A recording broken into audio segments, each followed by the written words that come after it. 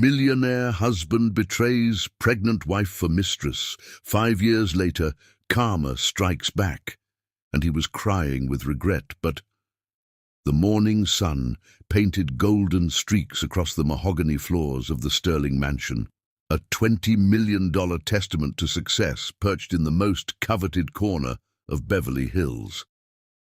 James Sterling stood at his floor-to-ceiling window, pressing a crystal tumbler of fresh squeezed orange juice to his temple, watching the gardeners meticulously trim his prize-winning roses. At 42, he had achieved what most men only dreamed of, and he knew it. The soft padding of bare feet on hardwood made him turn. Amara Sterling, his wife of 3 years, appeared in the doorway of their master suite, wrapped in a silk robe the color of midnight, even with her hair wrapped in a satin scarf and no makeup on her face. She took his breath away. Her dark skin seemed to glow from within, and those eyes, deep brown with flecks of gold, held the same fierce intelligence that had first drawn him to her at that real estate convention in Chicago 5 years ago. "You're up early," she said, crossing the room to join him. Her Harvard Business School diploma hung on the wall behind them, next to his from Yale. The perfect power couple, the magazines called them. Black excellence meets old money, creating a new dynasty. James wrapped an arm around her waist, breathing in the familiar scent of cocoa butter and jasmine. "Big day ahead. The Thompson deal is finally closing." Amara smiled, but there was a nervousness in it he'd never seen before. "Actually, I need to talk to you about something before you head to the office." They sat on their custom-made Italian leather sofa, the one Amara had insisted would perfectly complement the room's aesthetic. She'd been right, of course. She was always right about these things. The same instincts that had helped her transform Sterling real estate from a respectable family business into a billion-dollar empire never failed in their personal life either. "James," she began, taking his hands in hers, "I know we said we'd wait another year, focus on the Singapore expansion first, but—" She bit her lower lip, a rare display of uncertainty from a woman who regularly went toe-to-toe with the toughest CEOs in the business world. "I'm pregnant," the words hung in the air between them, heavy with implication. James felt his heart skip a beat, then another. They had discussed children, of course. It was expected. The next step in their perfectly planned life. But suddenly, faced with the reality, something cold and sharp twisted in his gut. He forced a smile, the same one he used to close difficult deals. That's wonderful, baby." The words felt hollow, even to his own ears. If Amara noticed his hesitation, she didn't show it. She launched into details about due dates and doctor's appointments, her voice taking on that excited tone she usually reserved for particularly promising property acquisitions. Her free hand rested unconsciously on her still flat stomach, and James found himself staring at it, feeling increasingly disconnected from the scene playing out before him. The rest of the morning passed in a blur. He watched Amara move through their usual routine, her morning yoga in their private gym, the chef serving her favorite avocado toast, their housekeeper Maria fussing over her with grandmotherly affection. But something had shifted in James's perception. The perfect life he'd built suddenly felt like a trap. Later, as his chauffeur Frank drove him to the office in their Rolls-Royce Phantom, James scrolled through his phone, pausing on a photo from last night's charity gala. There he was with Amara, his hand proud on her waist, her dazzling smile lighting up the frame. They looked perfect together, he in his Tom Ford tuxedo, she in a custom Versace gown that highlighted her statuesque figure. The caption read, "Power couple James and Amara Sterling donate $5 million to inner-city education initiatives." The car stopped at a red light, and James watched a young couple cross the street pushing a stroller. The woman was laughing at something her partner had said, looking exhausted but happy. James felt a surge of panic. Is that what his life would become? Sleepless nights, diaper changes and baby talk?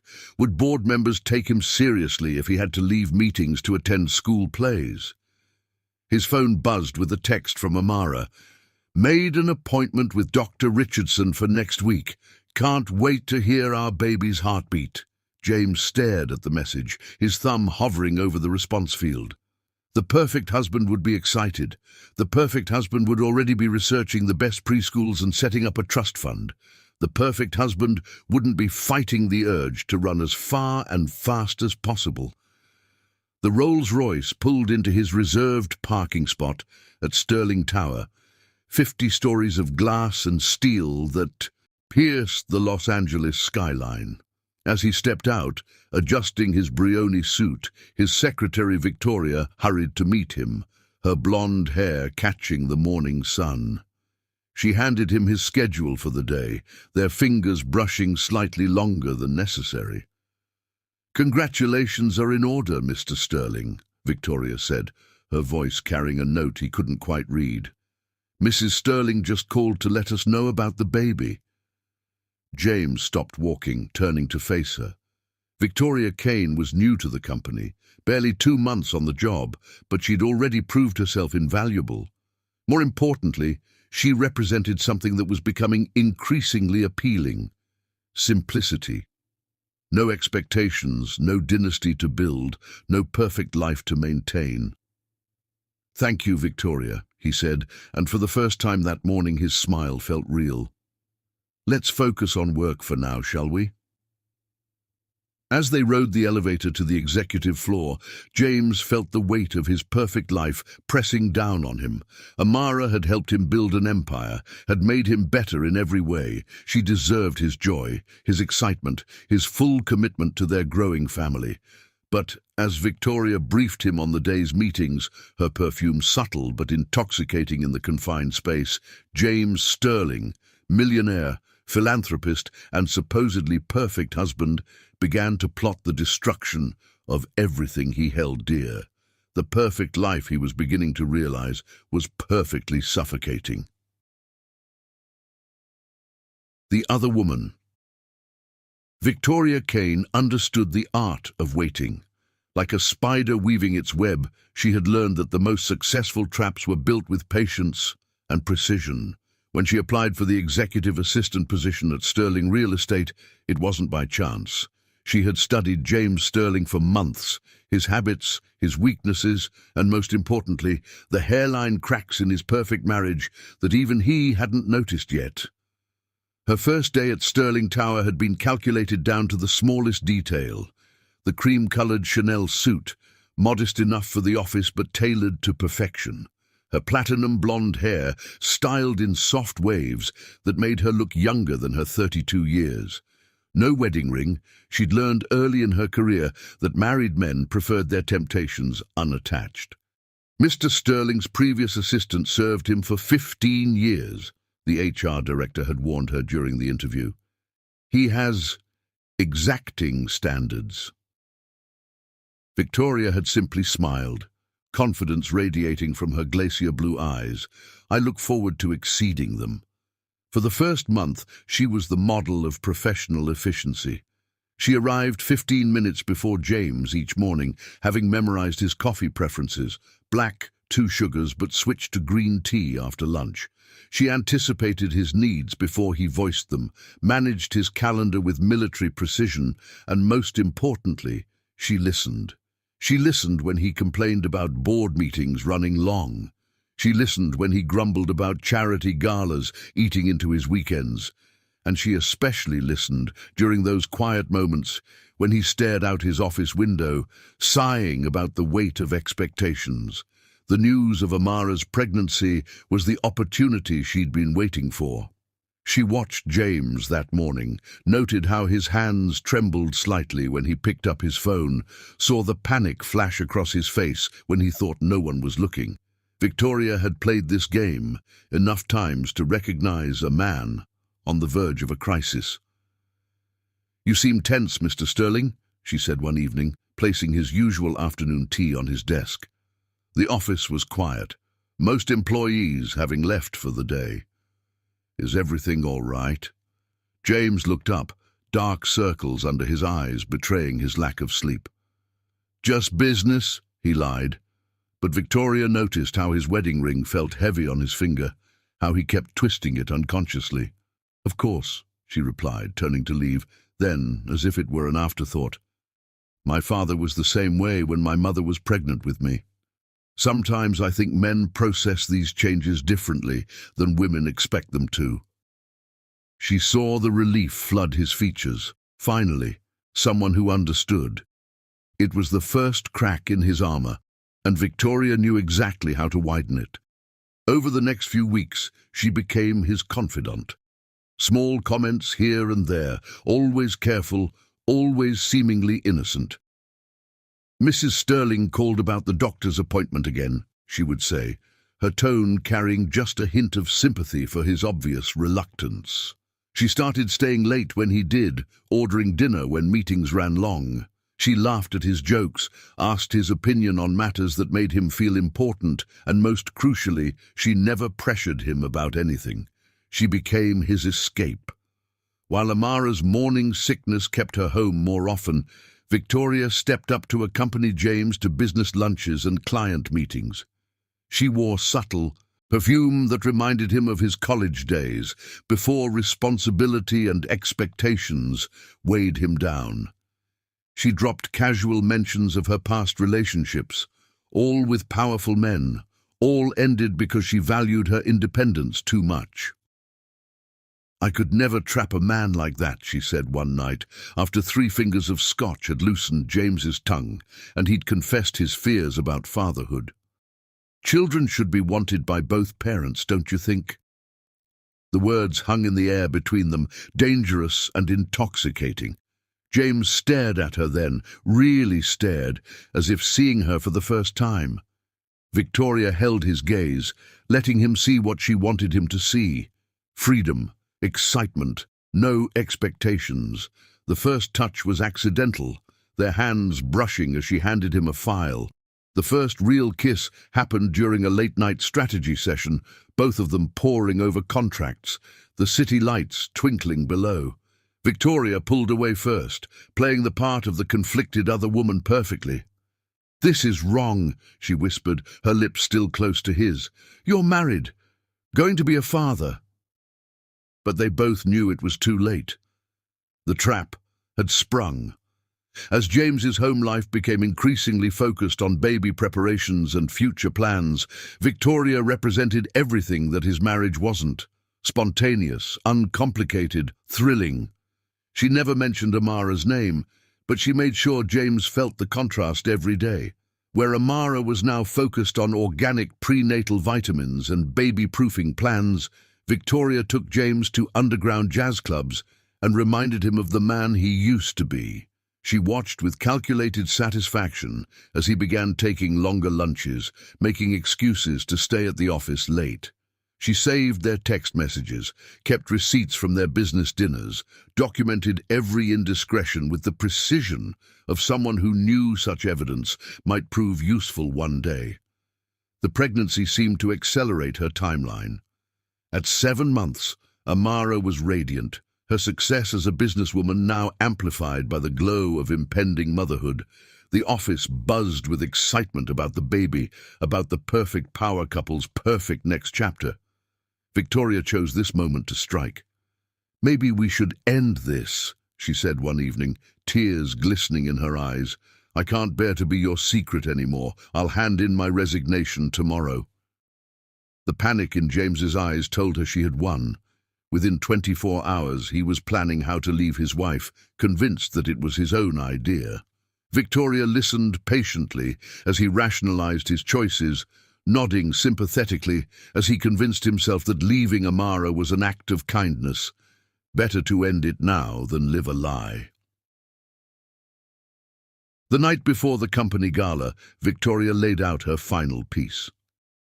"If you're really sure about us," she whispered, "prove it. No more hiding."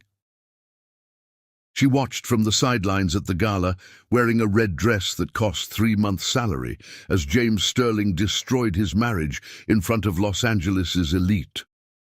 As Amara fled the ballroom, Her pregnant figure dignified even in heartbreak, Victoria allowed herself a small smile.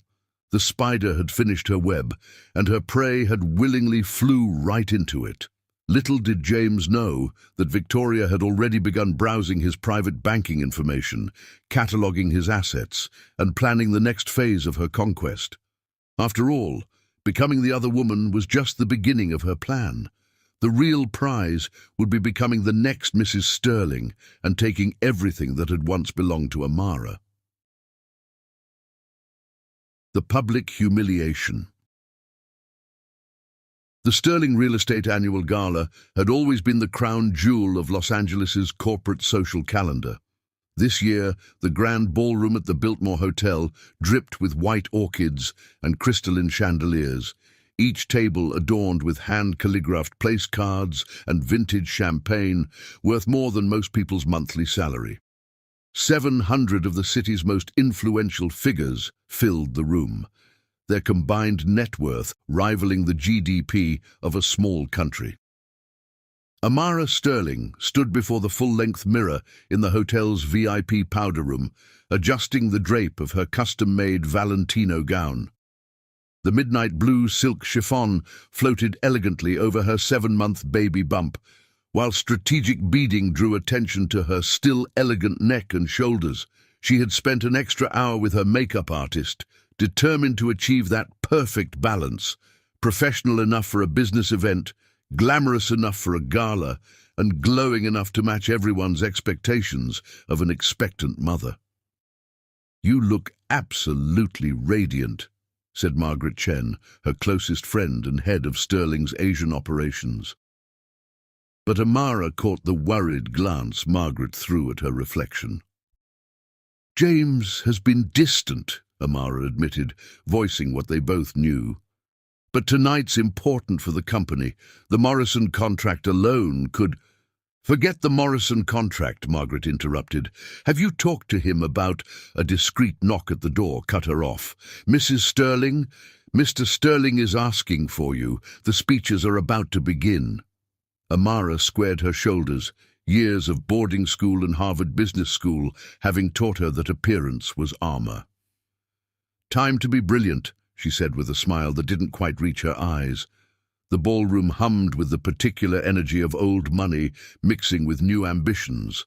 Amara moved through the crowd with practiced grace, accepting congratulations on both the company's record-breaking year and her pregnancy. She was, as Forbes had recently declared her, the face of modern corporate America, brilliant, beautiful, and seemingly capable of having it all. She spotted James at the main table, his tuxedo impeccably tailored, his posture radiating the confidence of a man at the height of his power. But something was off. The scotch in his hand was at least his third of the evening, and his smile had that brittle quality she'd started noticing lately. Victoria Kane stood nearby, wearing a red dress that pushed the boundaries of professional propriety. Amara noticed how the younger woman's eyes followed James's every movement. But she pushed the observation aside. She had more important things to focus on tonight. "Ladies and gentlemen," the MC announced, "please welcome to the stage the man of the hour, Mr. James Sterling." The applause was thunderous. James rose, straightening his bow tie. As he passed Amara, she reached for his hand, a gesture they'd shared at every gala for the past 3 years. He walked past without seeming to notice. Thank you," James began, his voice carrying that slight echo that expensive sound systems produce. "Sterling Real Estate has had an extraordinary year." Amara listened with growing unease as James departed from their carefully prepared speech. His words were slightly slurred, his usual polish showing dangerous cracks. "Success," he continued, swaying slightly. "Success comes at a price, doesn't it? We all pretend. We all wear masks. Tonight, I'm taking mine off." The room fell silent. Even the waiters stopped moving, sensing the shift in atmosphere. "My wife," James gestured toward Amara, making every eye in the room turn to her. "My brilliant, perfect wife. She's given me everything a man could want, including apparently a child." Amara felt her blood run cold. Margaret's hand found hers under the table, squeezing tight. "But perfection," James laughed, a hollow sound. "Perfection is exhausting. And sometimes a man needs more than perfection. Sometimes he needs truth." Victoria Kane stepped forward, her red dress a slash of color against the white orchids. James's face transformed as he looked at her, showing more emotion than he'd displayed in months. "The truth is," his voice dropped, intimate despite the microphone, "I've found something real, something that isn't built on expectations and obligations." Victoria Dot. The gasps were audible. Phones appeared in hands throughout the ballroom, social media vultures ready to feed on the unfolding drama. "And the baby?" James continued, his words now aimed directly at Amara like poisoned darts. "Well, timing is a funny thing, isn't it? All those late nights at the office, all those business trips." The insinuation hung in the air like smoke. Amara felt the baby kick, a sharp reminder of the innocent life caught in this nightmare. She rose slowly, her hand resting protectively over her stomach. The room was so quiet you could hear the ice melting in abandoned glasses. Hundreds of eyes watched, hundreds of phones recorded as Amara Sterling faced the public destruction of her marriage. "James," her voice was clear, carrying to every corner of the silent room, "you're drunk, and you're making a mistake that you'll regret for the rest of your life." She turned to Victoria, who had the audacity to smirk. "As for you, Ms. Kane, I suggest you enjoy this moment. It's the last time you'll be welcome in any boardroom in this city." With the same grace she'd used to close billion-dollar deals, Amara walked toward the exit. Her heel caught on the hem of her gown, but she didn't stumble. She would not give them the satisfaction. Behind her, chaos erupted. Margaret was shouting at James. Board members were huddled in urgent conversation. Someone was crying, probably James's mother, who had always treated Amara like the daughter she never had. The valet brought her car in record time, likely having watched the scene unfold on social media in real time. As her driver held the door, Amara finally allowed her hands to shake. Her phone buzzed continuously. CNN, Bloomberg, every business journal in the country wanting a statement. Already she could see the headlines. "Sterling Empire crumbles, corporate power couples public split. Pregnant executive humiliated. At company gala, Sterling's other woman. Who is Victoria Kane?" But they didn't matter. What mattered was the life growing inside her, the empire she'd helped build, and the dignity she refused to lose. Tomorrow she would call her lawyers. Tomorrow she would protect what was hers. Tomorrow she would begin again. Tonight, though, as her car glided through the Los Angeles streets, Amara Sterling allowed herself one moment of pure, private grief for the life she'd thought she had and the man she'd thought she knew. Her phone buzzed one final time, a message from Margaret. "He just fired anyone who walked out after you. Half the board is gone. He's lost his mind." Amara turned off her phone. In the quiet darkness of the car, her baby kicked again, stronger this time. She placed both hands on her stomach and whispered, "It's just you and me now, little one. And we're going to be extraordinary." Rock bottom. The morning after the gala, James Sterling woke up with a crushing hangover and Victoria Kane in his bed at the Peninsula Hotel. His phone showed 78 missed calls, 143 text messages, and countless email notifications. The Wall Street Journal's headline glared at him. "Sterling real estate in freefall, stock drops 30% after CEO's public meltdown." "Make them all go away," he groaned, pulling a pillow over his face. Victoria stretched beside him, cat-like and satisfied. "That's the thing about scandals, darling," she purred, scrolling through her own phone. "They don't go away, they evolve." By noon, the damage assessment began rolling in. Half his board of directors had resigned, including Thomas Chen, his oldest friend and Margaret's husband. Their resignation letters, leaked to the press, cited moral and ethical concerns about leadership.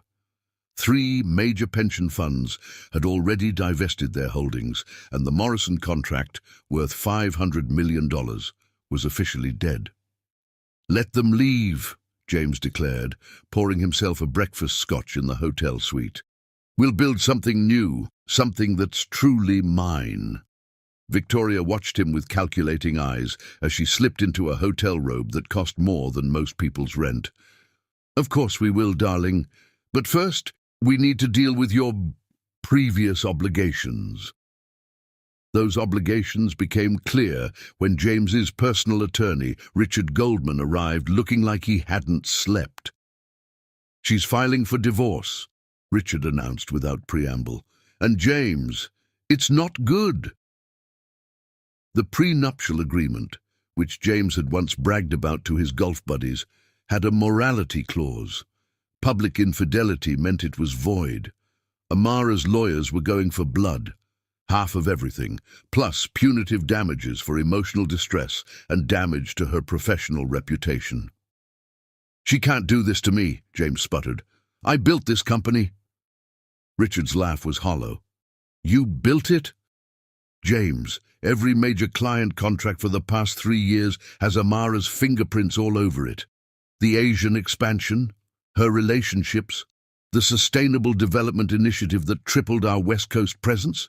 Her idea. Hell, even the banks prefer dealing with her." "Then we'll fight it," Victoria interjected smoothly, her hand possessive on James's shoulder. "Everyone loves a good courtroom drama." Richard looked at her with undisguised contempt. "A courtroom drama where a wealthy man abandons his pregnant wife for his secretary. In this political climate, we'll be crucified." The next few days became a blur of crisis management meetings and damage control attempts. James moved Victoria into the Beverly Hills mansion, ignoring the way Maria, the housekeeper of 15 years, quit on the spot. Victoria immediately began redecorating, which meant removing every trace of Amara's presence. The press camped outside their gates, hungry for more drama. They got it when Victoria appeared wearing Amara's favorite Van Cleef & Arpels necklace, a first anniversary gift that had been featured in Vogue's Power Couples spread. "You went through her jewelry?" James asked, the scotch in his hand doing little to dull his growing unease. Victoria shrugged, admiring herself in the mirror. "She left it behind, darling, just like she left you." But it was Amara's office that truly showed James what he'd lost. He walked in a week after the gala to find it completely empty. Every file, every contract, every piece of institutional knowledge she'd accumulated over their years together, gone. Legal, yes, but devastating. The exodus continued. Clients who'd been with Sterling Real Estate for generations suddenly needed fresh perspectives. Young talents he'd personally recruited sent polite emails about pursuing other opportunities. Even his own mother refused to take his calls. Victoria's spending, meanwhile, reached spectacular levels. She hired a personal stylist, ordered a fleet of new cars, and began planning extensive renovations to every property James owned. "We need to show them we're untouchable," she explained, waving away his concerns about cash flow. "Image is everything." But image couldn't stop the bleeding. By the end of the first month, Sterling Real Estate stock had lost 60% of its value. The board, now stacked with Victoria's recommended replacements, pushed through increasingly desperate measures. They laid off long-time employees, sold off profitable divisions at fire sale prices, and took on high-interest debt to maintain liquidity. James watched it all through a haze of expensive scotch and sleeping pills. He fired anyone who mentioned Amara's name, surrounded himself with yes-men, and tried to convince himself that this was the freedom he'd wanted. The final blow came during a late-night drinking session in his home office.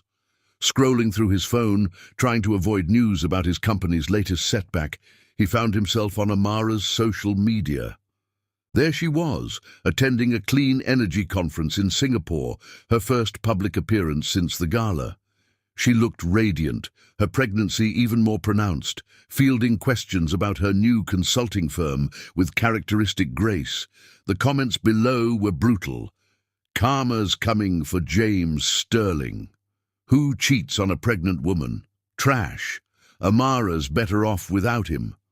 Sterling real estate is finished." James hurled his phone across the room, shattering both the device and a photo of his father, the man who'd started their company with a single real estate office and an unwavering code of ethics. Daddy throwing a tantrum. Victoria stood in the doorway, wearing another of Amara's designer dresses, a glass of champagne in her perfectly manicured hands. For the first time, James saw her clearly, the calculated smile, the cold eyes, the absolute absence of genuine feeling. "What have I done?" he whispered. Victoria's laugh was like breaking glass. "You've done exactly what every powerful man does eventually, darling. You've proven that you're just as weak as I thought you were."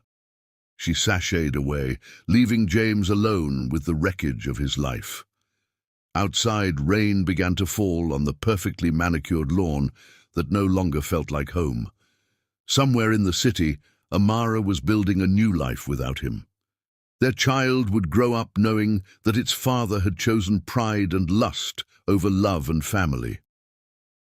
James Sterling, once the king of Los Angeles real estate, sat in his darkened office and finally admitted the truth. He hadn't hit rock bottom when he lost his wife, his company, or his reputation. Rock bottom was realizing that he deserved to lose it all. The birth and the truth. The maternity ward at Cedars-Sinai Medical Center had seen its share of drama, but the birth of Marcus Sterling made headlines for all the wrong reasons. While Amara labored for 26 hours, James Sterling was photographed boarding his private jet to the Maldives with Victoria Kane, her bikini-clad figure splashed across TMZ's website.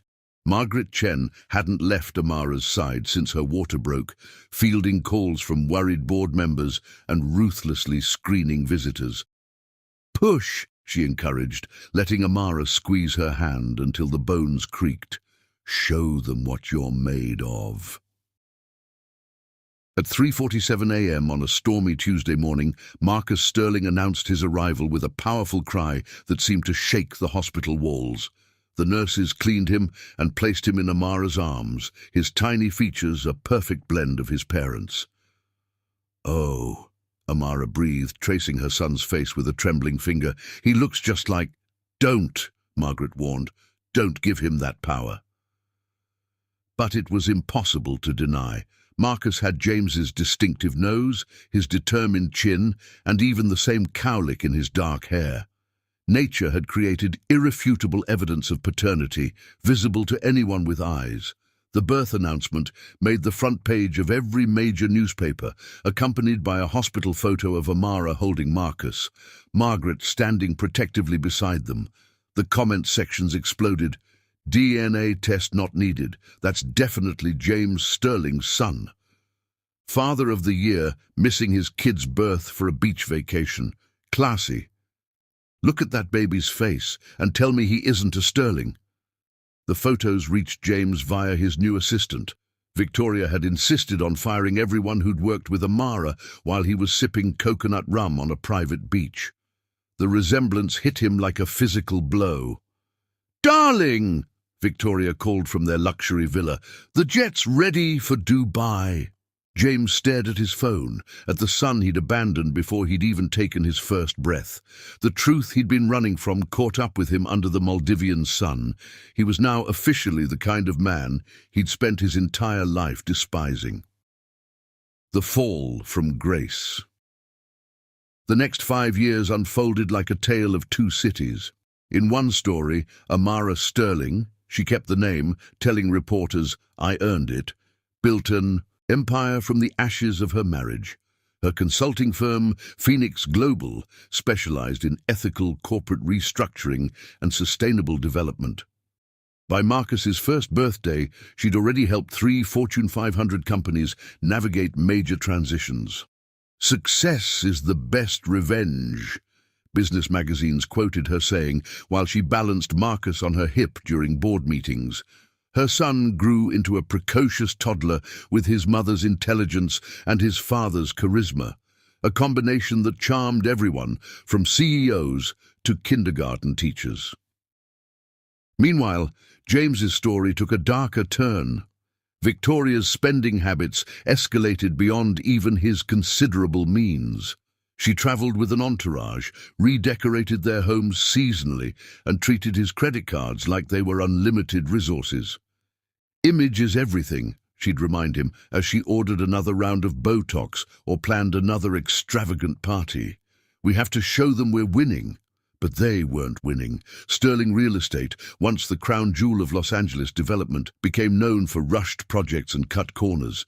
Victoria's recommended board members pushed for quick profits over sustainable growth. Environmental violations piled up. Safety regulations were treated as optional. The first lawsuit came from a family in one of their new developments. Toxic materials had been used to cut costs. Then another, and another. James watched his father's legacy crumble while Victoria distracted him with endless trips and parties. His drinking, once confined to evening scotch, began earlier each day. Board meetings became exercises in humiliation as younger, hungrier competitors picked apart his company's weaknesses. Even Victoria's carefully curated social media posts couldn't hide the reality. James Sterling was in freefall. He caught glimpses of his son's life through newspaper photos and social media posts. Marcus's first steps, captured during a charity event where Amara received a humanitarian award. His first day of preschool, holding his mother's hand as they navigated through photographers. His 4th birthday party at the Natural History Museum, surrounded by adoring guests while Amara watched proudly. Each milestone was a dagger to James's heart, each photo a reminder of what he'd thrown away. He began following Amara's career obsessively, reading every interview, watching every speech. She never spoke ill of him publicly, which somehow made it worse. "Your son's trust fund," his accountant ventured during a particularly dire financial review. "It's been depleted." "What?" James looked up from his drink. "That's impossible. I set it up the day after." "Ms. Kane had you sign some transfer papers last month," the accountant said carefully. "She said it was for a real estate investment in Dubai." The revelation sparked the first real fight between James and Victoria. It ended with her throwing a baccarat crystal vase at his head and him discovering she'd been funneling money to offshore accounts for years. "You didn't think I was actually in love with you?" She laughed, her true nature finally fully exposed. "You were a Mark, James, a rich, pathetic Mark, who was so afraid of responsibility that he threw away everything good in his life. You deserve this." She left him that night, taking the artwork, the cars, and what remained of his dignity. The prenup she'd insisted they sign, it turned out, heavily favoured her in case of infidelity on his part. As year 5 of his self-imposed exile from decency approached, James Sterling hardly recognized himself in the mirror.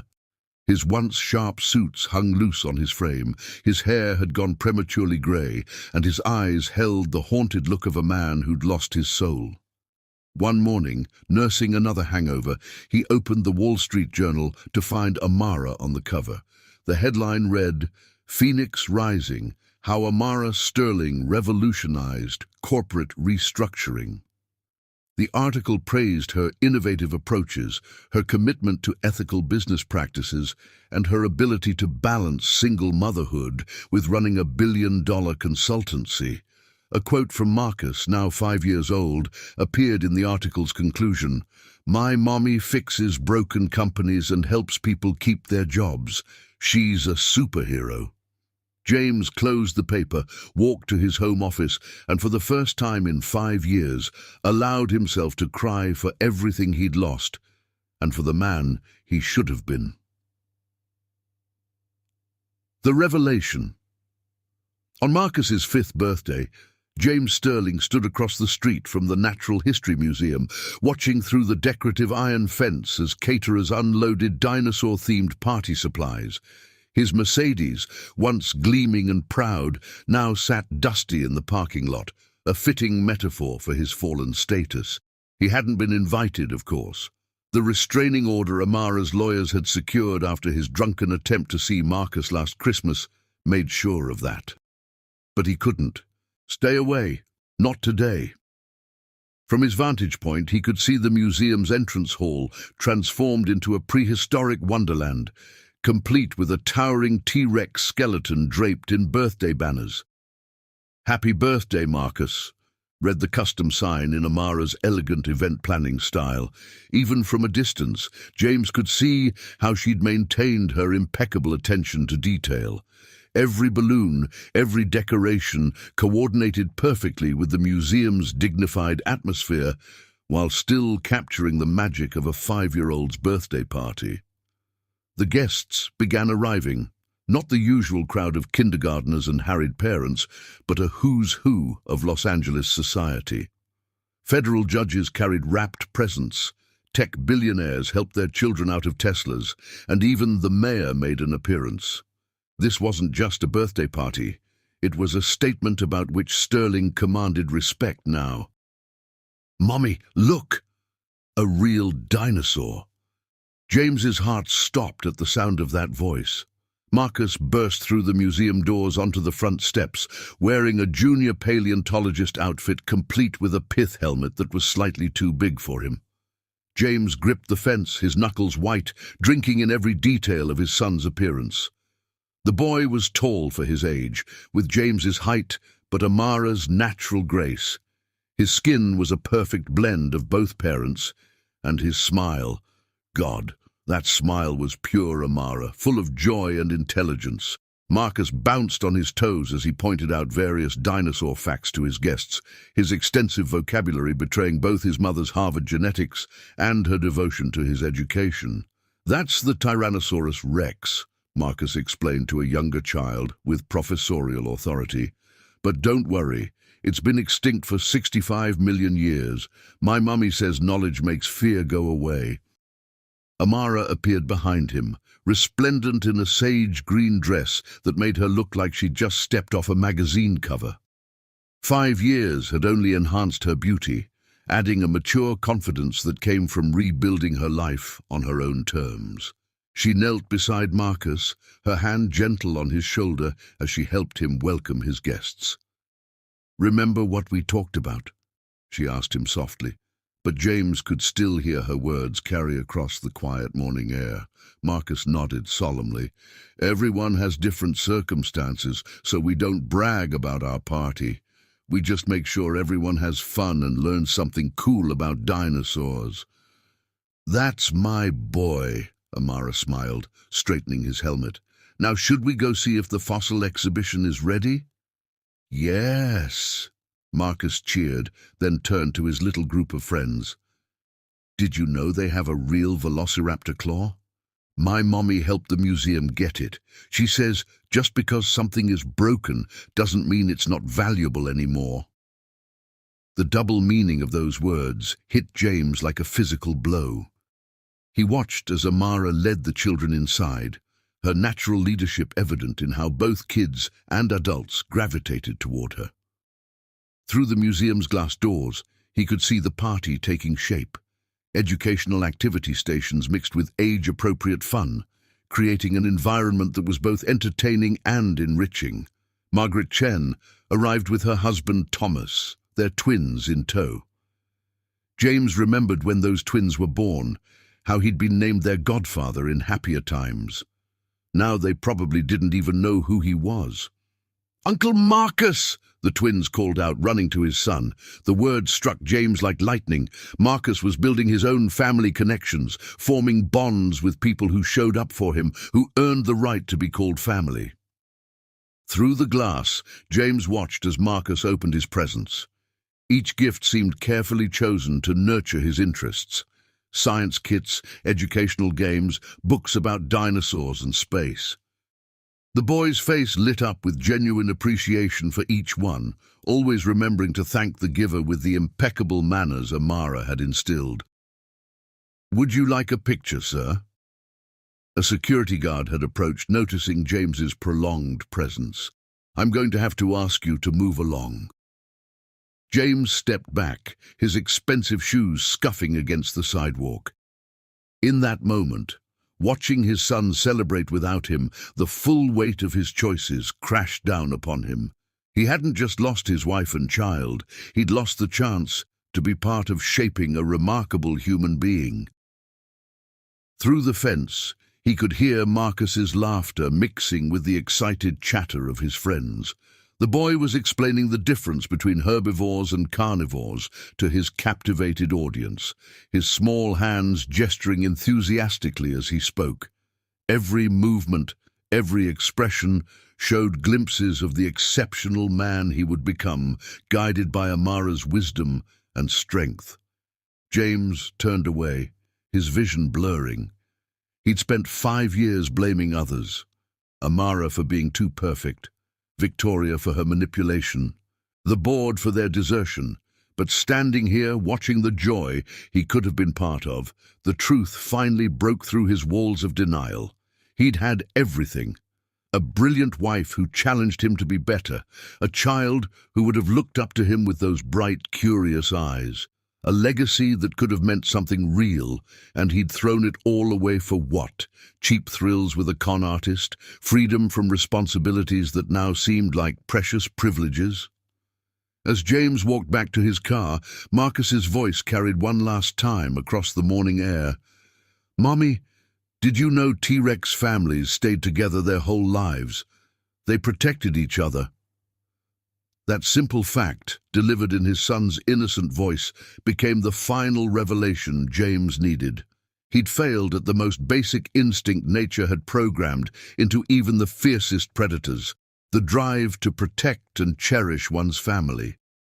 Sitting in his car, watching party balloons dance against the museum's stone facade, James Sterling finally understood that his rock bottom hadn't been losing his money, his company, or even Victoria's betrayal. Rock bottom was realizing that his 5-year-old son knew more about loyalty, love, and family than he'd learned in 47 years of life. And for the first time since everything fell apart, James felt something new stir in his heart. Not self-pity or regret, but a desperate, burning desire to become the kind of man who deserved to be part of that little boy's life, even if it took the rest of his life to prove it. The long road to redemption. James finally understood that no amount of money could fix what he'd broken. He sent Victoria packing, got sober, and started the humbling process of making amends. Amara didn't make it easy, nor should she have. But when he proved, month after month, that he'd changed, she allowed him short visits with Marcus. James learned that redemption isn't found in grand gestures or quick fixes, but in the patient rebuilding of trust, one small act of genuine repentance at a time. While their romantic relationship was over forever, they slowly forged a different kind of bond, one built on the shared love for their son and the wisdom that comes from painful lessons learned too late. The first year was the hardest. Each supervised visit with Marcus felt like walking on eggshells, the weight of his past mistakes hanging heavy in the air. The boy's tentative smiles and careful distance cut deeper than any anger could have. But James showed up every time, sober and present, even when Marcus barely spoke to him. Amara watched from the sidelines, her arms crossed and her eyes sharp, until the day Marcus spontaneously hugged his father after a successful Little League game.